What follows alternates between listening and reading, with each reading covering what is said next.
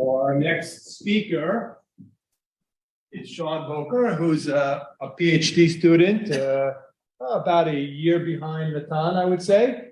But he also just, him and his wife just had a baby last week, so we can wish him a mazel tov. And it's kind of a miracle that he's here, that his wife allowed him to actually leave the house. So with that, Sean, we'll turn it over to you. And the floor is yours. Take your time. Hey, good afternoon. So today I'm going to be following up my colleagues with a talk on the simulation of high-speed multi-component flows. Specifically of interest is towards scramjet simulations. So just quickly on the structure of the talk. We'll start with a short introduction and why we're interested in scramjets, why we're interested in high-resolution methods, and specifically for these types of simulations. Then go into the methods that we use, the governing equations, the numerical methods, very slightly. A lot of them is similar to what has already been talked about. And then I'll discuss some of the preliminary results of the research so far and where we're going to go from there. So we're interested in hypersonics, specifically in this case, propulsive hypersonic applications. So like Nathan said, we have travel and transport applications, cruise missile applications, or even high launch rate, low Earth orbit insertion. And all these applications require some type of propulsion unit as opposed to reentry, which would not require those types of propulsion. So in order to be able to do that, we need to perfect the propulsion unit. So the standard propulsion units for aerospace vehicles these days are turbojets on one hand for general commercial and military aviation, rockets for space and missiles and the like.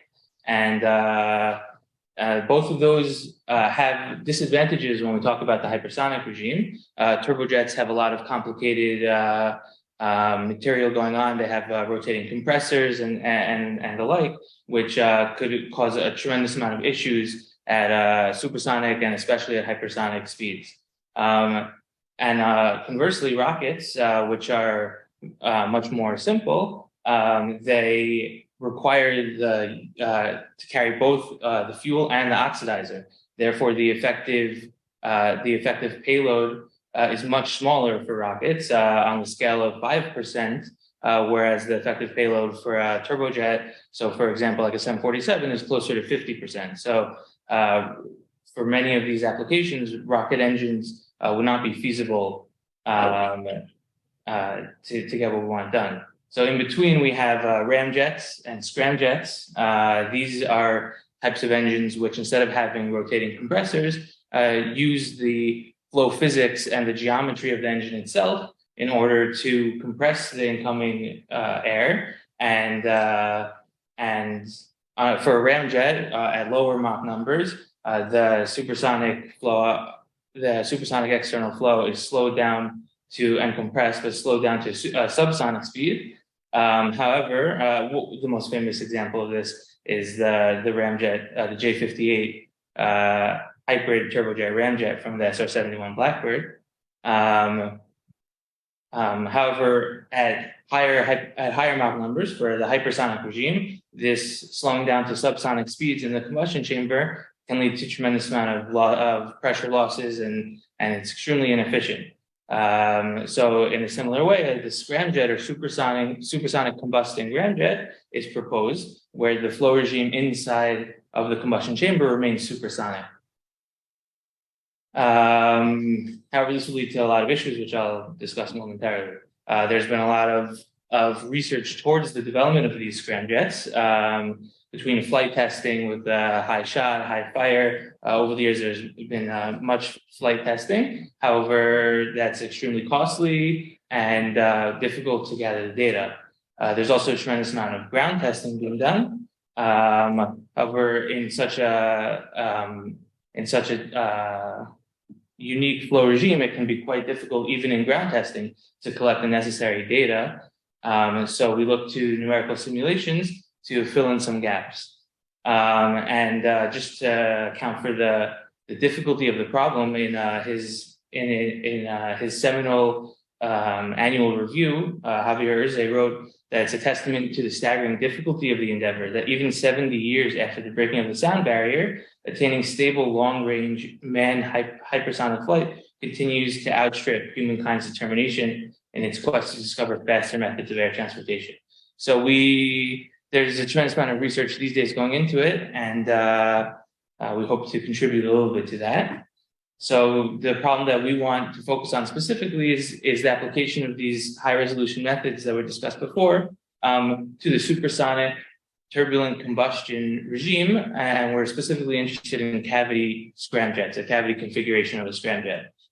This type of flow regime poses many problems. First of all, there are supersonic flow features such as shock waves, discontinuities, and expansion fans, as well as its turbulent flow with the wide range of length scales. So it could be extremely expensive and complicated flow field. Additionally to these types of cases, we have scalar mixing. We have now different species that are being injected. We have air coming in. We have injection of fuel and things like that. The scalar mixing with variable thermodynamic properties poses a large numerical issue. And additionally, the turbulent non-premixed combustion, and all this is being done on complex geometries. So there are plenty of problems to be taken care of. So how do we approach this? First of all, we take a modified version of the 3D compressible Navier-Stokes equations, in this case for multi-component flows. In addition to the standard equations, we have now species conservation equations, which we use with the mass fractions in this case. We have the same conserved variables with the species conservation equations, convective fluxes, viscous fluxes. For combustion cases, we also have a source term, which is based on the chemical reaction rates. At this point, we're using ideal gas equation of state with thermally perfect. So the gamma changes with temperature, in addition to with the species itself. We're using Stokes hypothesis for the bulk viscosity at this point, and we're using Hirschfelder's and Curtis's approximation for the diffusion velocity of each species. For the mixture transport properties, we use a collision integral method in order to compute the viscosity for each of the species individually, and Wilks formula to compute the mixture viscosity, and then the mixture thermal conductivity and the mixture mass diffusion into the rest of the mixture is being computed based on the mixture viscosities at this point. As well as some chemical kinetics, which has not been the focus of the work up until now, but will be in the future. As was discussed previously, we use conservative numerical methods. The domain is broken down into cells where the solutions are stored at cell centers, and the fluxes is desired to get the fluxes at the cell interfaces in order to approximate the flux derivatives. We get the semi-discrete form, which is then solved using the third order total variation diminishing Runge-Kutta scheme, where the time step is given as the CFL stability condition multiplied by the minimum of the convective and the viscous time steps. So in these cases, another larger difference is the existence of material interfaces, interface between the different species that exist, and the different species have different thermodynamic properties. And it has been shown that conservative numerical methods are unable to capture these variable thermodynamic properties well. That at material interfaces, there are tremendous pressure oscillations that will arise if fully conservative numerical methods are used. So in order to take care of this, we employ the double flux model, which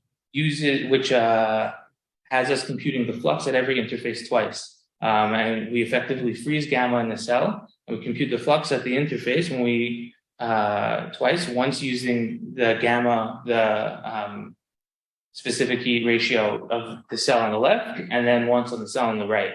And therefore, when we take the flux difference for the cell, for cell I, we're able to use only the fluxes computed with gamma at I. And this has been shown to, and we have seen as well in our work, that this gets rid of all of the pressure oscillations at material interfaces. However, it does come at the cost of energy conservation.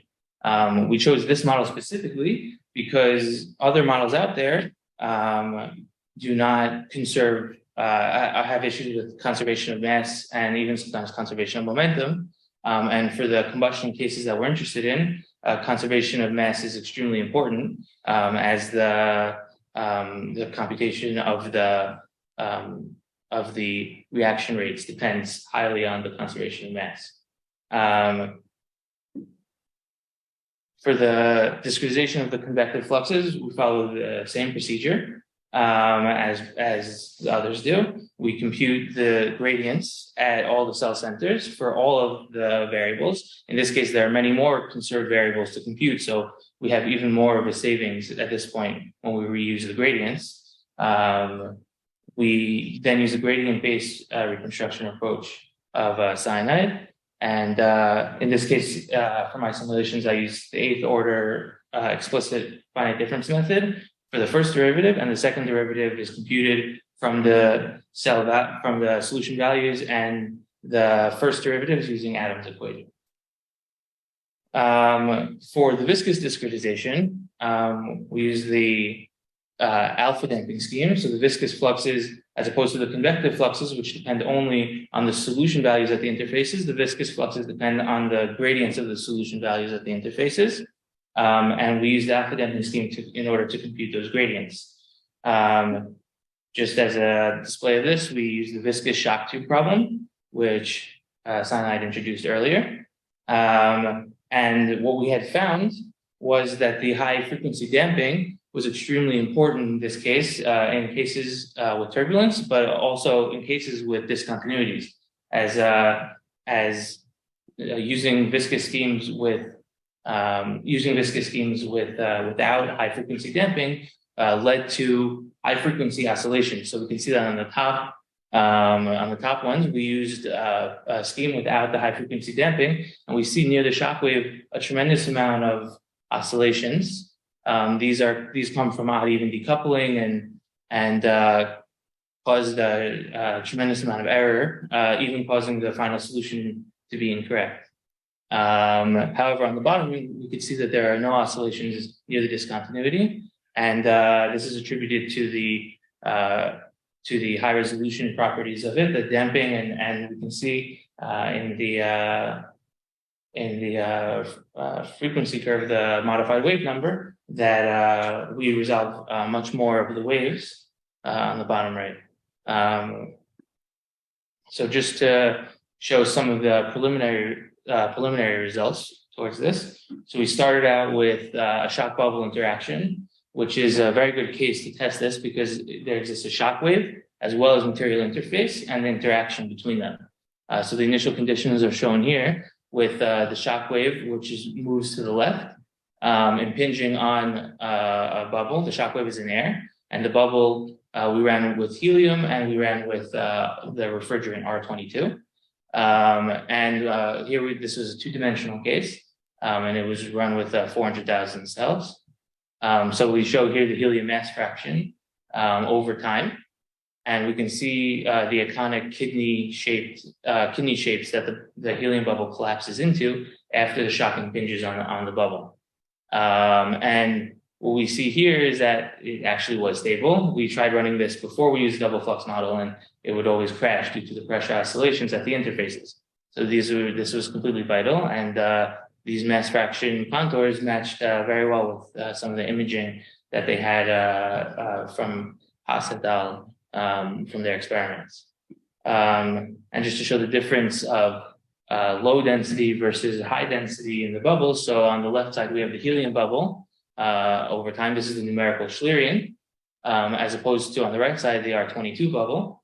And so the helium, which density is much lower than surrounding air, the shock wave causes it to implode on itself and effectively splitting the bubble. Whereas for the R22 bubble, we saw that the shock wave more went around the bubble and excited the outside a little bit, but the bubble mostly stayed intact. The next case was the multi-component shear layer. Here we're testing the turbulence capturing as well as the species mixing that we have. This was a case that was run in DNS by Chowdhury et al. In 2010. This is given by two streams. The upper stream is pure oxygen, whereas the lower stream is a mixture of oxygen and hydrogen. It's given by a convective Mach number, which is the difference between the Mach number at the top and the bottom. It's given by the convective Mach number of 0.1, a relatively slow case. Further testing into higher convective Mach numbers is something we're interested in doing down the line. Momentum thickness Reynolds number is given by 160. The domain was taken as 16 million grid points. And just here it's showing a qualitative result, as this case is still under consideration at the moment, of the Q criterion. So you could see the growth of the shear layer, and the Q criterion are colored by hydrogen mass fraction, and it shows a nice mixing of the hydrogen and the oxygen, and how the hydrogen is moving up into the upper stream as well. We're going to continue studying this case, and we're seeking validation through the shear layer growth, the scalar variance, and scalar dissipation rate from the DNS that was performed before. So the real case of interest now is the Air Force Research Labs Research Cell 19 Direct Connect scramjet experiments. These are ground test experiments. Just shortly on what has already been done. So Tuttle et al. And Umbrello et al. Have performed many experiments, and there's a tremendous amount of experimental data out there to compare to. They have PIV of the non-reacting and reacting cases with many different fuel configurations. And Umbrello studied many different fueling conditions for this. Peterson et al.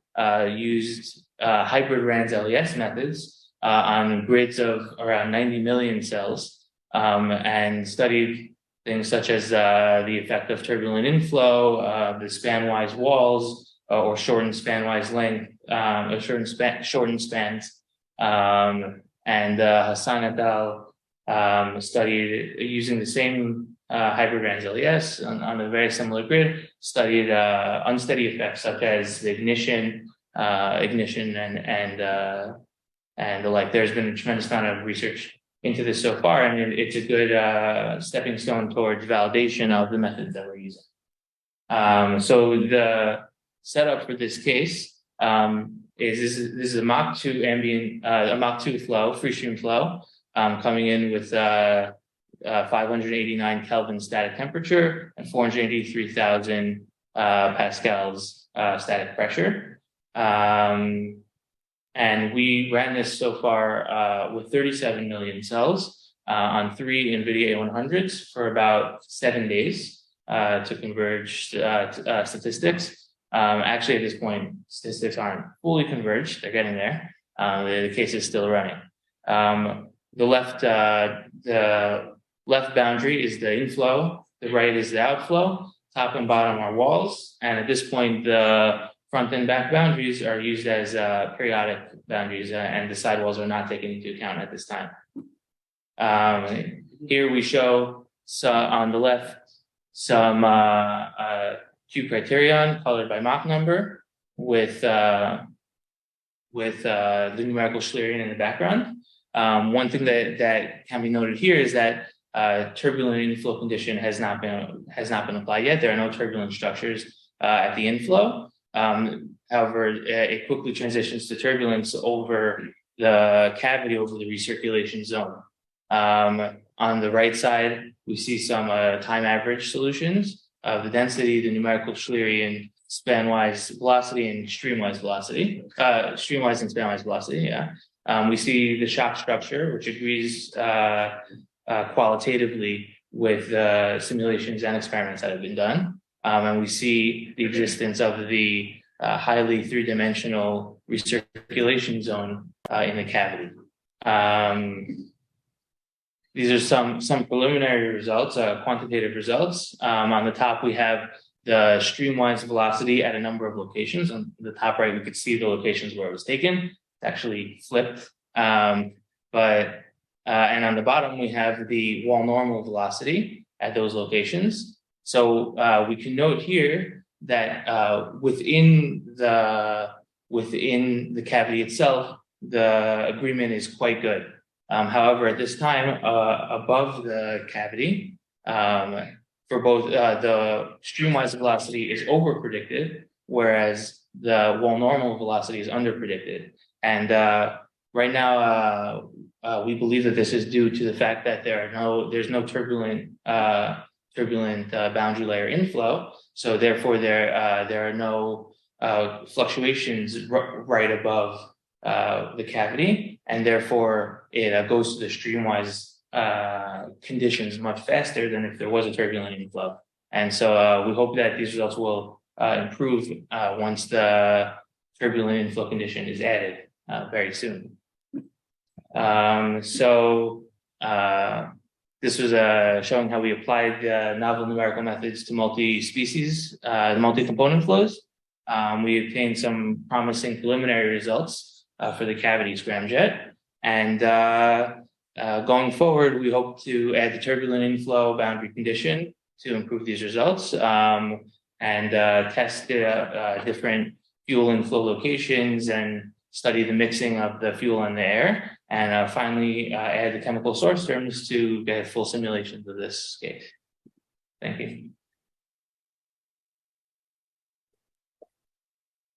Very nice, Sean. Thank you very much. Any questions, comments from the audience? Yes, please. On the case of cylindrical bubbles, you compare your numerical results with other experimental numerical results, because there are many things that are published. With the bubbles? Yeah, applications of interfaces, shock waves, pressures. Yeah, so we for this case at this time we mostly did a qualitative comparison with the experiments, but we haven't tracked the interface of the bubble, but it is something that we're considering doing. Yeah. In this case, there's no symmetry in the R22 in the bottom, but the helium in the bottom is completely symmetrical. Yeah, well, it's actually a factor of the numerical methods. The gradient-based reconstruction, the monotonicity preserving limiting is not a perfectly symmetrical numerical method. When we run this case with a Wino type schemes when we run it with Wino type schemes, we do get the symmetry. So it's a factor of the numerical method itself. However, it has not been shown really to be a tremendous difference. It's very difficult to get symmetry with limiter-based methods. So there has been recently people are doing certain techniques to get the symmetry, but I don't know if it's possible. So mass fractions, it's getting symmetry is possible. I know that's why people do these numerical methods. There's symmetry lines. Then it's automatic. Yeah. It's caught my eye because Yeah. the helium one is completely looks very symmetrical and the other one Yeah. doesn't. It's actually, I mean, it's not completely symmetrical, but it looks a lot better. Yeah. And it also has to do with mesh refinement. This is quite a coarse mesh for this case. As it's refined, it does become more symmetric. Any other questions or comments? Okay, Sean, thank you very much.